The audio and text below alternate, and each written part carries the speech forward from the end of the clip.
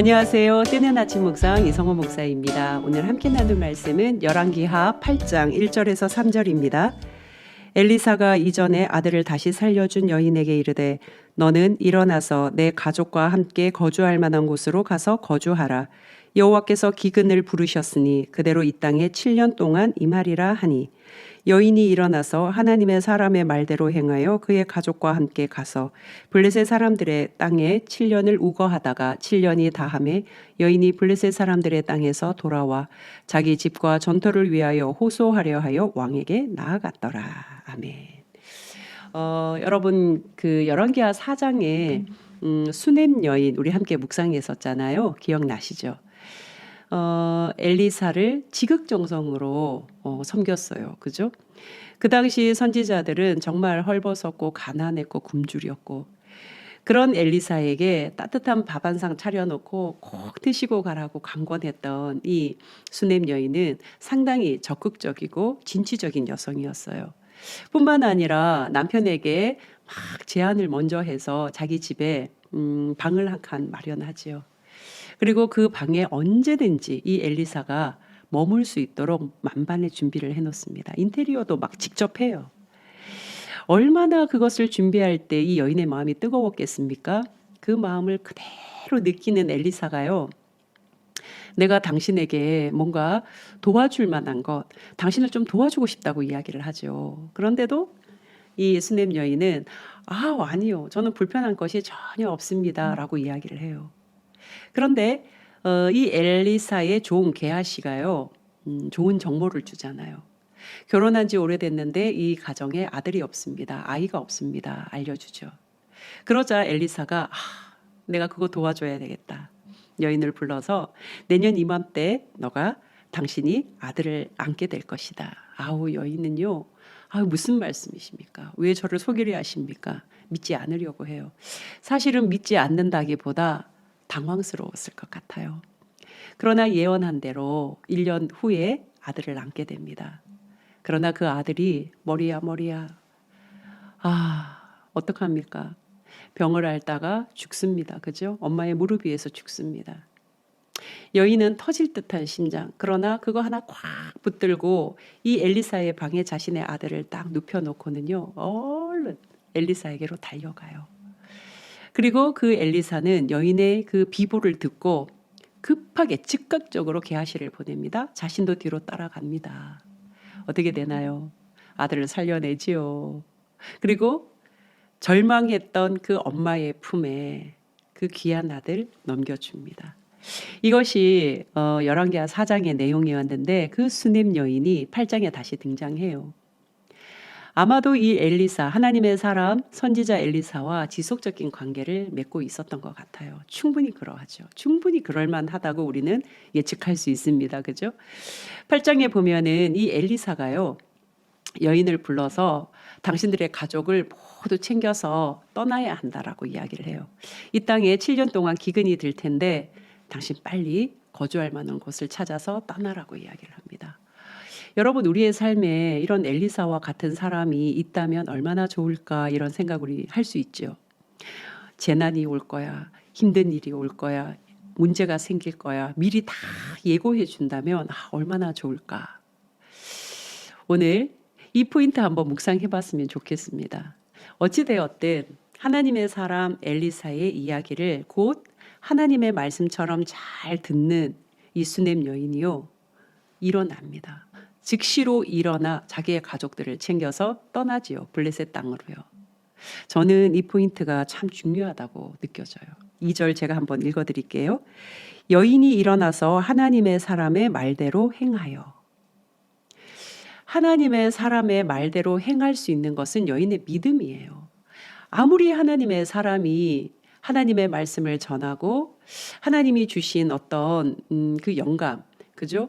어떤 하나님이 주신 생각과 그 깨달음을 전하지만 그것을 전혀 듣지 않거나 자기 생각으로 꽉 차서 좋은 말씀이긴 한데요. 저는 저의 계획이 있고 저의 생각이 있습니다라고 차단해 버리면 여인에게 재난을 피하거나 어려움을 피할 수 있는 이런 기회는 맛보지 못했을 거예요. 그런데 이 수넴 여인의 정말 훌륭한 점은 듣고 행하는 거예요. 여러분, 믿음은 정말 이 포인트가 중요한 것 같습니다. 그냥 듣고 내 생각에 따라가 버릴 수도 있지만 수넴 여인은요, 듣고 그대로 행하는 믿음을 보여요. 믿음은 실천, 행동이 수반되어야 그것은 믿음으로 나타나는 것 같아요. 믿음은 반드시 행동해야 한다는 거, 실천해야 그 믿음이 보여지고 경험될 수 있다는 거예요. 우리가 대부분 믿음의 한계를 느끼는 것은 듣기는 듣고 알기는 알고 뭔가 마음의 감동까지는 받는데 실천과 행동이 따르지 않기 때문에 믿음을 경험하지 못하는 것 같거든요. 하나님을 경험하는 것은 행동이, 실천이 반드시 수반되어야 된다는 것입니다. 수넴 여인은 엘리사의 말을 듣고 그대로 행했습니다.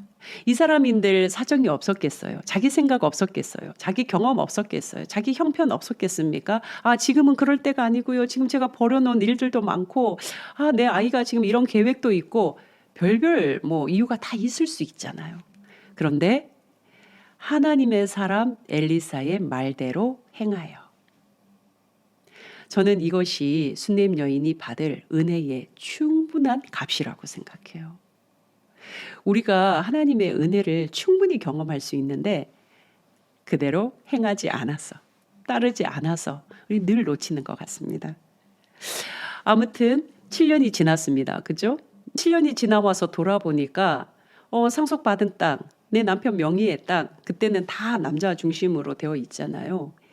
그 땅이 사라지고 없어요. 그러니까 이 여인은 이거 있어야 되는데 집도 전토도 내가 이거 내 권리를 주장해야 되겠다. 이거 우리 거야.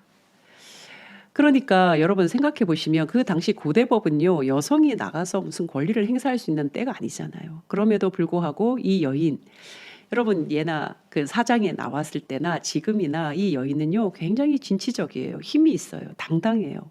자신의 요구를 합니다. 왕을 찾아가요. 그런데 여러분 놀랍습니다. 4절에 보면 그때에라고 시작합니다. 마침 이런 뜻입니다. 마침 누가요? 엘리사의 종인 게하시가 지금 왕과 대면해서 엘리사가 행했던 큰 일들에 대해서 막 이야기하고 있는 그 중이에요. 그 중에 이 수넴 여인이 딱 등장하는 거예요. 그러니까 게하시는 이 여인을 단번에 알아보죠. 그리고 지금 이야기하는 그 이야기의 내용이 뭐예요? 엘리사가 행한 큰 일이에요. 그런데 그 엘리사를 누가 지극히 대접하고 섬겼어요? 이 수넴 여인이 섬겼잖아요. 그러니까 수넴 여인이 어떤 발언을 지금 하려고 찾아왔을 때 게하시는 당연히 이 수넴 여인을 적극적으로 돕는 자리와 위치에 있는 거죠. 굿 타이밍입니다. 그때에 마침 굿 타이밍입니다.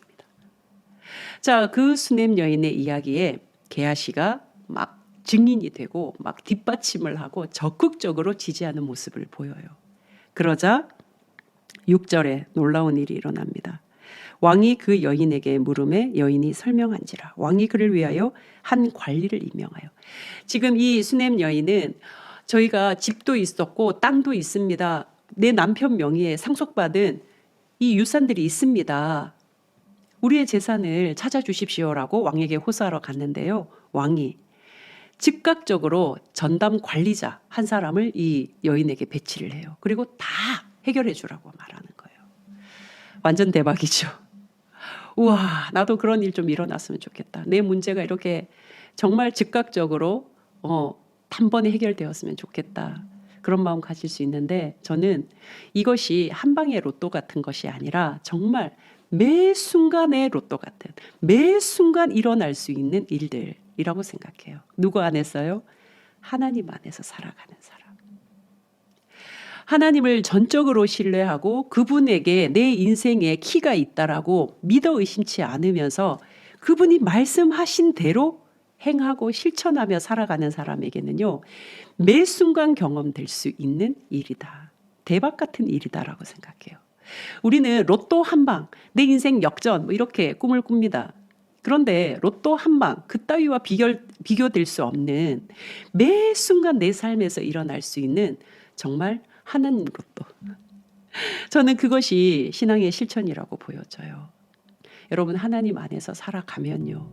그리고 그 말씀이 사실이라고, 진실이라고, 진리라고 믿고 내 삶 속에서 행동하면 우리 모두는 이 대박 같은 일들을 매 순간 매일 경험하고 체험하며 살아갈 수 있으리라 믿습니다. 사랑하는 따가족 여러분, 오늘 하루 말씀 실천해 보셨으면 좋겠습니다. 오늘 이 하루 하나님의 말씀 이루어 보셨으면 좋겠습니다. 그 말씀대로 실천하는 힘 발휘해 보셨으면 좋겠습니다. 그것이 신앙입니다. 신앙은 그냥 꿈꾸는 어떤 내용, 그냥 옳은 말씀 정도가 아니라요. 신앙은 하나님의 말씀을 내 삶 속에 이루었을 때 이 일상에서 어떤 기적이 일어나는지 경험하는 것이 신앙이라고 생각합니다. 저와 여러분이 그런 신앙 한번 좀 발휘하면서 하루 멋지게 살아냈으면 좋겠습니다. 여러분, 신앙은요 항상 현재 진행형입니다. 나 예전에 그런 경험 많이 했는데, 예전에 나는 뭐 이런 응답도 받았는데, 다 필요 없어요.